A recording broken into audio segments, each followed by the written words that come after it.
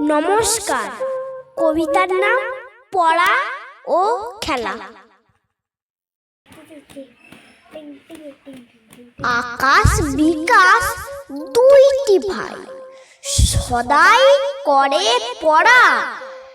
কখন পড়ে ভূগোল গণিত, কখন ভূতের ছড়া। বিজ্ঞান তাদের অতি প্রিয়, ইংরেজিটাও বোঝে। ইতিহাসের বইটি পেলে যুদ্ধ বিবাদ খোঁজে। স্কুলের পড়ায় খুব মনোযোগ, সকাল সন্ধ্যা রাতে। ঢুকলে ঘরে দেখবে তাদের বই আছে দুই হাতে। পরীক্ষাতেও দু ভাই তারা, রোল করে ৫-৬।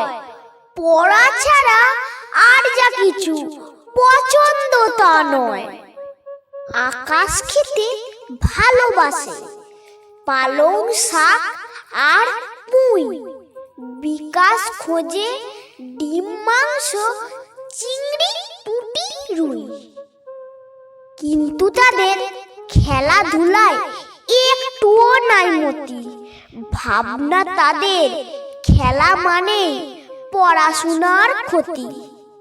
স্কুলটি থেকে ফেরার সময় সেদিন পথের ধারে ঝোপের থেকে ৩টি শিয়াল দেখছে আড়ে আড়ে।